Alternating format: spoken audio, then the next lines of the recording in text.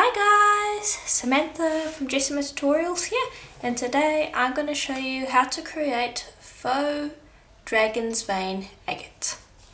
So what you're going to need to get started is a mix of white and translucent, and this is 1 pot white to 5 pots translucent. You're going to need 2 translucent sheets and 2 of those white mix sheets. Then you're going to also need alcohol inks. Now I'm going to be using turquoise and sailboat blue today. And the first thing that we want to do, so let me just move that out of the way, is we want to dye our white, because we don't want it to be a pure white. We want it to be fairly light, but we don't want it to be a pure white. So I'm just putting a few drops on there. And this one actually didn't want blue on there. Oops. Okay, that will be fine. Okay, so one I've got quite a bit of blue on, one I've just got a slight amount so that it will just dye it just slightly. So you don't even need it to cover the entire surface of the sheet, just a tiny amount is enough. And that was sailboat blue. Pop that off to the side and we'll bring over our translucent pieces. One, keep translucent, the other you want to dye, and I'm going to be using sailboat blue again. Now, you're going to need quite a bit of alcohol ink, but this is quite a bit of clay, so it's probably around half a small block of Primo translucent. So I'd say for that amount of clay you would want around 10 to 8 drops. Enough to cover the surface of your clay, like when it's been rolled out, with a nice thick coating of alcohol ink. Now this is completely up to you, there's no specific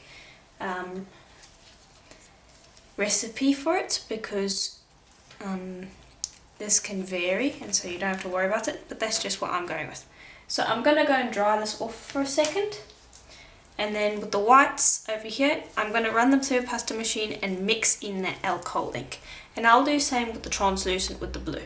Okay, so when those are mixed in, you should have a nice sailboat blue coloured translucent sheet, a plain translucent sheet, a just lightly tinted 1 pot white to 5 pot translucent sheet, and kind of a light, almost robin's egg blue, I guess, 1 pot white to 5 pot translucent sheet. So you should now have that all laid out for you. Okay, so I'm just going to take this off here, and what you need to do next is you need to take this, and you'll do this with each of the sheets. You don't need to do it for the whole sheet, because I'm working with quite a bit of clay there because I want to make a few cabochons. But you don't have to work with that amount of clay. Take it, roll it into a sausage,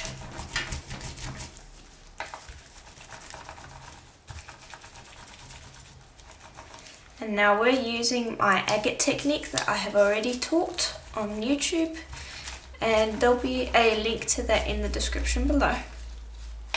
And you'll want to roll out each of your colours into a log, just like that, and have them lying out together like this.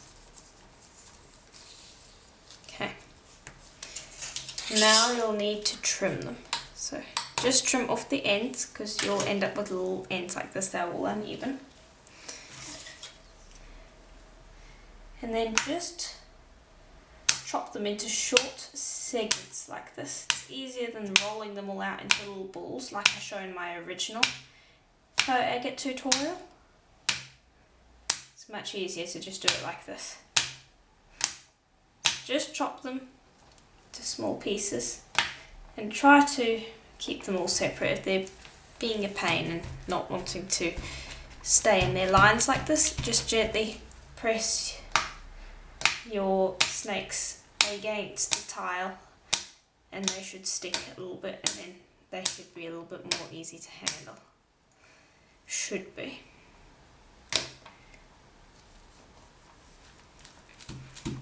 Okay, and just trim them all like this until you reach the end.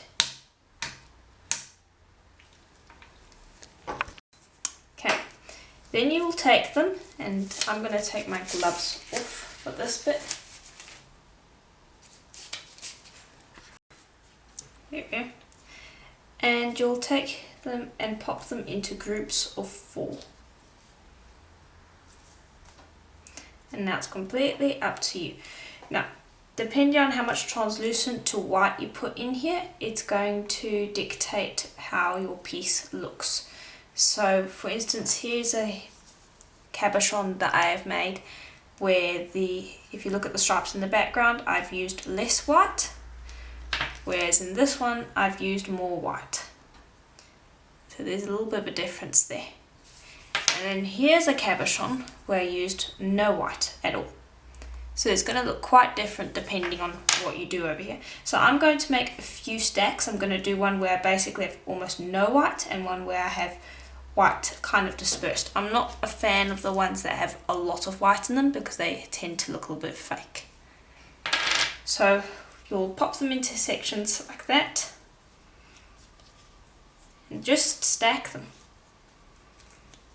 Pretty easy, straightforward, a little time consuming, so you might want to have some music playing while you're doing this to keep you entertained while you're slowly building this stack.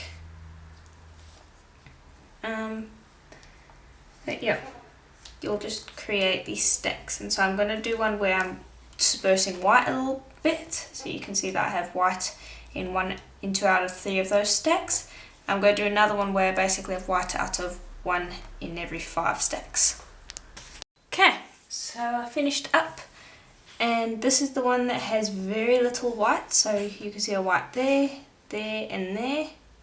So there's basically 3 whites in here in total. And here's the one that I was showing you before, and you can see there's a little bit more white in there.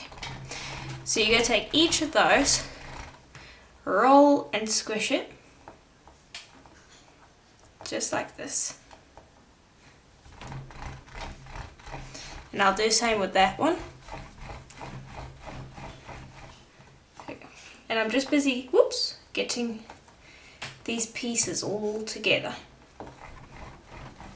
before I start working with it. Okay. And then just start slowly twisting.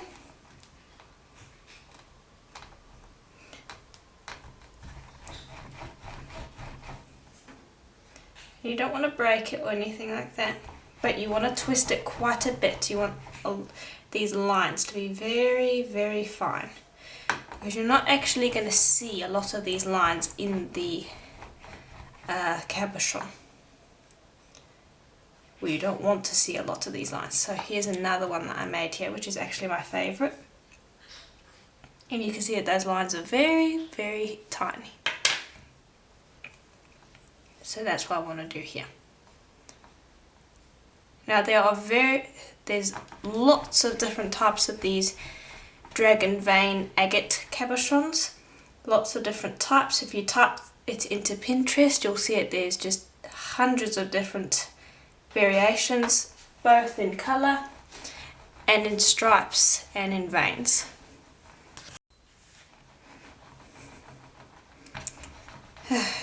So just keep on stretching this and twisting until your lines are really, really fine. And now you don't want to be going and squishing it together until you've got the lines as fine as you want them, because otherwise when you go to twist it again you'll find that the lines will look a little weird.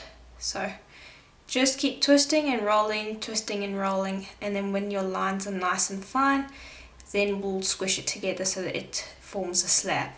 Because if you form it into a slab now, those lines are going to get all messed up and it's going to look all wonky.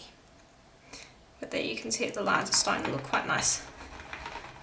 So I'll continue twisting until I'm happy with it. Okay, so I'm happy with this now. So what we're going to do is we're gently going to start squishing it back up. And if you find that you have any bits of dirt or anything like that, just take it off like that.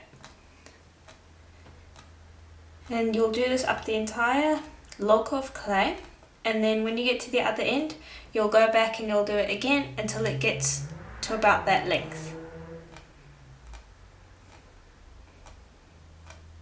And this can be a little bit of a slow process, but you do want to go slowly with this because you don't want any of these the clay to fold in on itself or anything like that. So just go slowly until you've reached a point of about that length. Okay, so here are both of them reduced down into slabs. So here's the one that has less white and here's the one that has more. And what you want to do now is you want to choose the two sides that you like. Well, not really, you can just flatten it any way you want really.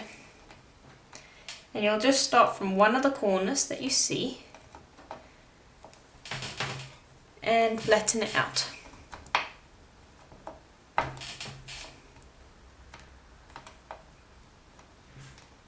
Just like this. Simple and easy to do. There we go. Then pop it through your pasta machine on the thickest setting, lengthening the lines. There we go. Then I'm going to take it down to my number 6, and that time I stretched the lines. Okay, now this looks pretty nice, but these lines are way too straight. So what I like to do is I like to mess with this and create wrinkles and press down on the wrinkles so that I distort these lines, because you don't want them all straight like this. But you do have to work gently with the sheet to a certain degree because you don't want to be ripping it or anything like that. So just work gently. If you see any problems you can easily take care of them, but just continue stretching it and wonking it until you're happy with how it looks. And if you get a little rip like that, which happens fairly often, just squish that back down and you can start again, because the edges usually get a little bit roughed up by doing this. But there you can see how much more interesting that looks. Now one side is usually going to be better than the other. That's just the way it generally works. So choose the side that you like the best. Okay, and then when you're happy, run it through your pasta machine on its setting that you had it on last time. You ran it through just to flatten it out a little bit. And now you can also use your finger to gently distort these lines. You can kind of stretch it a bit. So here you can see that I'm really having a go at these lines and stretching them and pulling on them and making them all wonky, just like that. And now I'm going to pop that through my pasta machine on my 6th setting, stretching the lines. Then I'm going to go down one and widen the lines, just like that. And I'm going to continue doing that until it's flattened out, like that. And now you can see how nice and fine these lines are. That is what you want. Now again, you can always check either side to see if you like the other side. I don't like this side. I much more prefer this one because it has much finer lines. And you could use this like that. I mean, if you took out a bead like that, you can see there that that would look quite nice as an agate piece. But you want to keep it for the moment. Do the same with this one, and then we can move on to the crackle cane. There we are. So here's the one with more white, here's the one with less white. And they've all been nice and twisted. So I'll just pop these off to the side, and I'll bring over some translucent locks. Now this is again just translucent primer, and you can see it's going from thick to thin. And we've got quite long logs because we need to make a fairly large cane because it needs to fit the entire space of a cabochon. So I'll start with the thick one, and I'll get these out the way for the moment. Okay, and and you want to chop each of these in half. And I'm going to be using sailboat blue and turquoise. And now one of these logs is going to be rolled in turquoise, one of them is going to be rolled in sailboat blue. Okay, so just run a line of ink the length of your log. And now if this ink dries up, you can always use 99% alcohol or a less strong version, so it doesn't have to necessarily be 99%. Just use an alcohol spray and you should be able to wet this again so you can use it.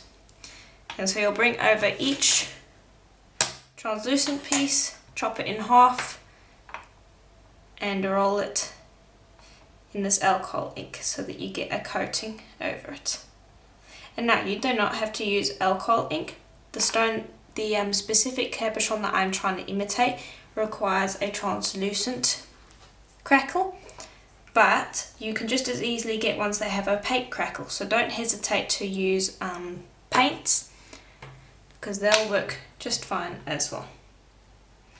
So I'll continue doing this and then I'll swap to the turquoise when I'm finished with the sailboat blue, and then I can show you what we need to do with this to create a lovely crackle cane.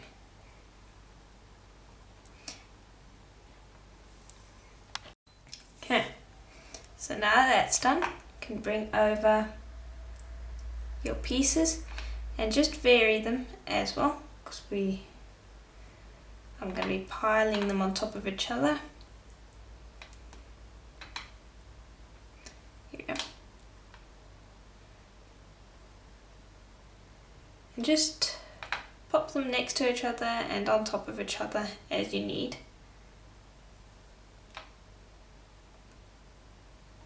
And now the alcohol ink is still a little bit wet, so it's going to be a little hard to work with it. You can wait until it dries, but I don't see the necessity to do that. Just going to pop it all together.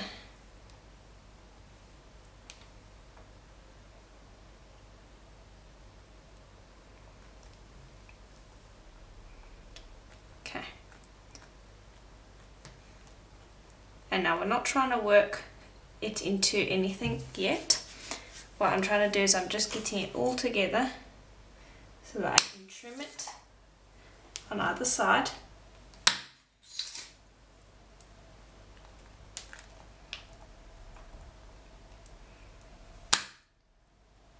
And then I'm going to trim it into sections.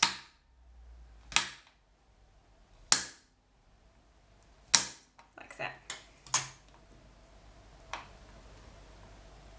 And then you can flip that up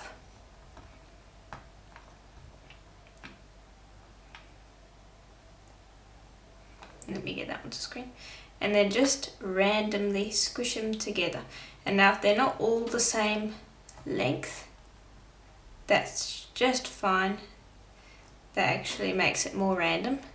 You want to create something that's not going to look geometric or anything. So just pop all these pieces together, just make sure they are all facing up. That's the only rule really. And then just pop them together. And by now the alcohol ink should be fairly tacky, and so it should start sticking together.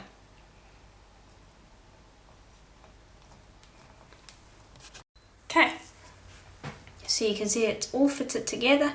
Don't worry about trying to get into an exact shape, just get it into a rough, roundish sort of shape, because we do want to encourage it to kind of get squished a little bit so that these pieces don't end up all being round.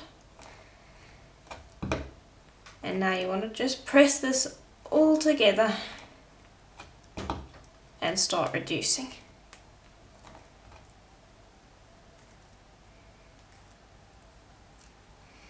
And then once you've reduced it down,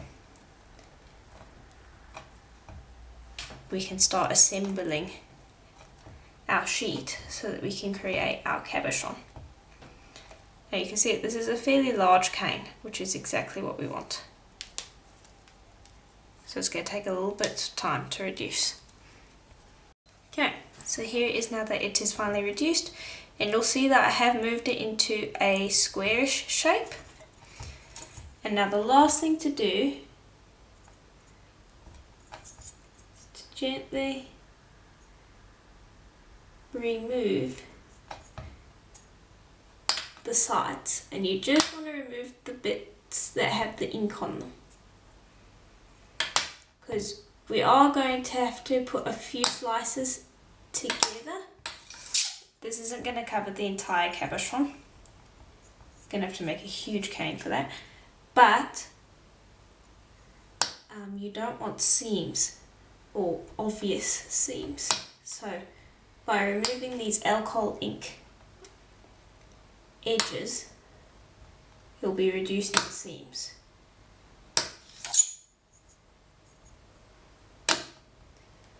Okay, and just make sure that you do that properly.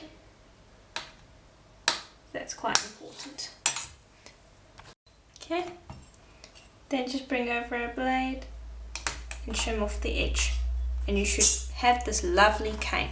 Now, you don't have to just use this for this faux Dragon Vein Agate tutorial. You can use this for many other things. I mean, you could create kind of a cool stained glass effect by just chopping this and not putting any backing on it. You could put this over other techniques to create a cool crackle effect. You could do it with one colour. There's all sorts of things that you could do with it. Okay, now I want to cut slices.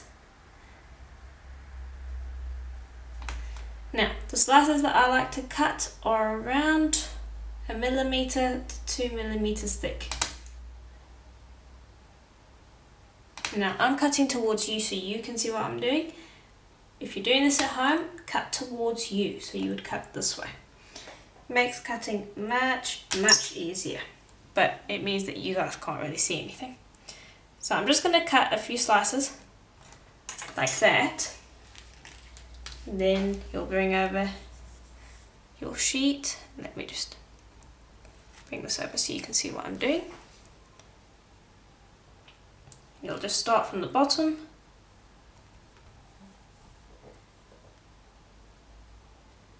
and overlap these. There we go. And then also what you want to do is you want to add some other pieces so that you're overlapping the crackles and creating some more crackles that you want, because you want this multiple layers. So add one layer and then maybe add a second layer. But when you add a second layer, make sure that your slices are a little bit thinner, like maybe around 1 millimeter to 0.5 millimeter. Alright, so I've done both of the sheets. And I'm going to roll each of them through the pasta machine. But before you do that, you might want to bring over a roller and do it, just because I like to flatten things out before I put it through a pasta machine, because sometimes the pasta machine can cause problems. So let me just see if I can flatten this out with my roller first. I might not even need to use the pasta machine. It's always better if you don't have to use it. Okay, and once you've flattened it out, bring over a sheet of plain printing paper. And I'm just busy bringing that over.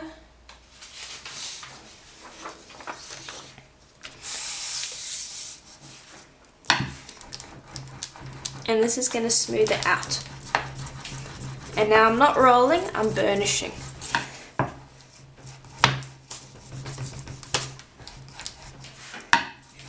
And this is going to smooth it out all nicely. There we go. Let me just feel that, see if there's any bits that aren't good. And then I'm just going to trim down these edges.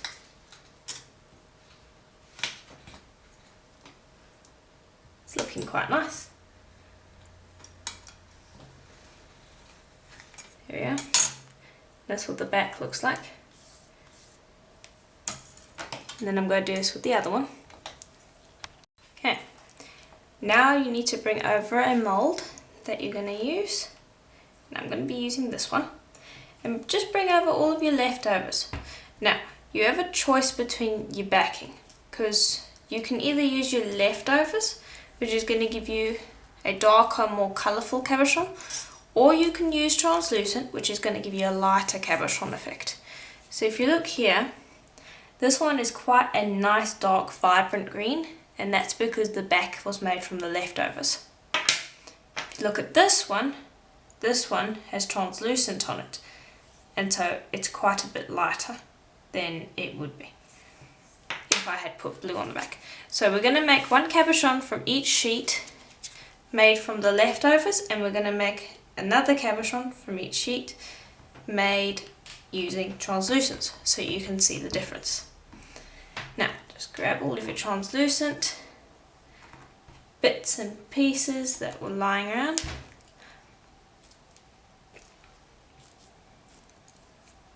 and mold that into a ball. Okay. And then just pop it into your chosen mold. And use a roller to just roll it in there. And I'm just carefully going to use my tissue blade to trim away any excess. There we go. And now you don't have to be super exact at this point, because your cabochon is going to be too large at this point.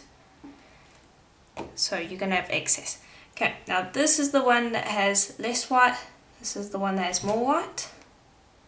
Now, you don't want to be going and put it across like this so that your lines are all going straight across basically. You want to do it at somewhat of an angle.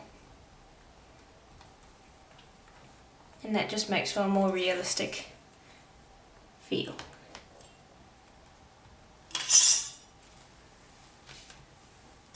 And trim away the excess bits and pieces because they can get in the way.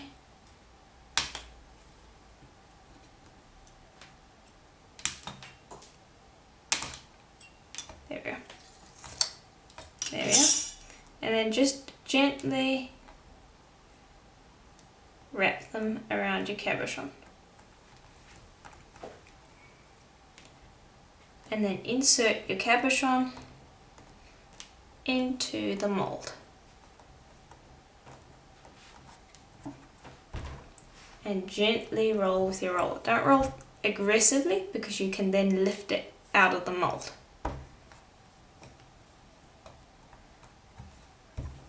There. Then use a stiff blade and very carefully this time trim away your excess.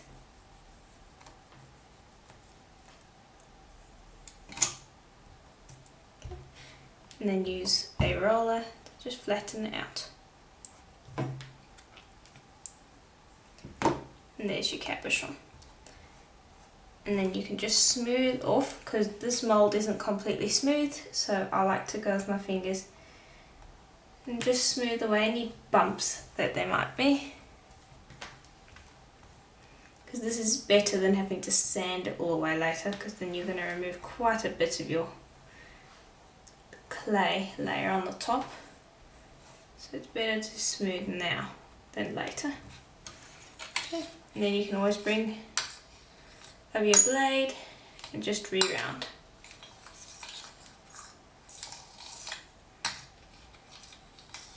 There we go. And then I'm going to make 3 other cabochons. One with the other sheet and a background like that. And then another 2 using the 2 sheets using a translucent background. Okay, so I've done all of the cabochons. So here are our 2 pieces with the leftovers on the back. Here are our 2 pieces with the translucent on the back. And then I did another one where I took a nice thick slice of our crackle cane and I turned that into a cabochon. And we'll see how that looks as well, because I have seen some agate pieces that look like this, where it's just the crackle part. So I'll pop all of these in the oven on a piece of plain printing paper with a piece of plain printing paper over them for 45 minutes at Primo's recommended temperature, and then I'll show you what they look like. We'll sand and buff and finish up. Okay, so our cabochons are out of the oven. Now I did do 2 more versions. So here are the 4 that we made. So here's the one where we have the least amount of white. Here's the one where we put a little bit of white in. Then I made 2 more where I increased the white for each one so that you can see the difference between the 2. They're all the same colours, all same baking time, all same temperature, so you can see that there is a bit of a difference. Here was the experimental one that we did, which is just the crackle cane on its own. I don't really like it all that much. It is translucent, so hopefully you can see that. I should actually bring a torch over so you guys can see how translucent these are. Here we are. Okay, so this is just going to be to show you how translucent that is, because it's really hard to show on the camera how translucent it actually is. So that's the one with, these are the ones with the leftovers on the back, and here are the ones with the translucent on the back. So you can see how much more translucent that is compared to the other one. So if I compare the other one, which is the exact same technique, you can see there's not as much translucency there. Then if I go over to a white one, you can see that it does have a bit of translucence. Not that much though, and the one with the with a lot of white and no translucent backing, it's not very translucent at all. So the more white you add, the less translucent it's going to be, and also if you add this coloured backing, it's not going to be as translucent. So if that's a factor that you're incorporating into your design, that is something that you need to take into account. So now we have a bunch of sanding ahead of us, and so I'm going to bring over my 400 grit sandpaper. I'm just going to start from cabochon number 1 and work my way up all of them from my lowest grit, which is a 400, all the way up to an 8000. I'm going to give them a quick buff with some Renaissance wax as well. I'll show you what that looks like as soon as I finish sanding them, and then I can show you how beautiful they look, and this will also increase its translucency. Now I'm going for a really nice kind of moody dark blue colour. You can do many different colours if you want. So as I've shown here, here's one where it's more turquoise with a lighter backing. Here's one where it's more bluish purple. Here's one with translucent. These are all experiments that I did beforehand. Here's that green one, which I really like. And then I did a few more, and these are just experiments. And I'm not a fan of these colours. Whoops, you guys might be, so you can try it in bolder colours with black veins. You don't necessarily have to do the translucent colours. So here's another one, the black vein. You can try different, more bold colours like this purple. But those ones were all experiments and I don't really like them. These are the ones that I like. So I'm going to go and sand all of these, and then I'll show you what they look like when I come back. Okay, so I've finished sanding and buffing, and so you can see that this one was already sanded and buffed. This one now has been sanded and buffed, and I've decided already that I want to coat it with a layer of liquid clay, as you can see here, because it clears up the stone quite a bit and it makes it a lot more shiny and prettier, and I like that a lot more. So you can see here that it gives a really nice shine, and here are some of my previous ones. See that it clears it up and it just makes it look nice. So you can buff and sand your stones, but it takes a lot of work to do that, and so just popping a nice layer of Kato liquid clay over the top of them really makes them stand out and shiny, and it just means that it's nice and easy for you. So I know that Debbie Carruthers does have a tutorial that goes into depth on how to do liquid clay varnish. I haven't actually watched the tutorial myself, but I have seen a lot of people recommend it, so you guys can go check that out. I'm going to be doing just a quick tip tutorial on Patreon on the $5 level on how to do a quick varnish over the top of my cabochons. So if you want to check that out, you can. I'll provide a link to that. But in the meantime, I'm going to coat these with a layer of liquid clay, and then I'll show you what they will look like. Okay, so here they are now that I have finished varnishing or coating them with liquid clay. You can see that they're really shiny. They look absolutely wonderful. You can see that all of them are quite different. So you can mess around, play with it, see what you can come up with. There's lots of different color combinations. The more you layer these crackle cane, the less you're going to be able to see the veining underneath. So that might be something you want or something you want to avoid. So play around with it, see what you guys can come up with. So I just want to set this out so that you guys can see the difference. So let me just grab these, and I'm just busy checking.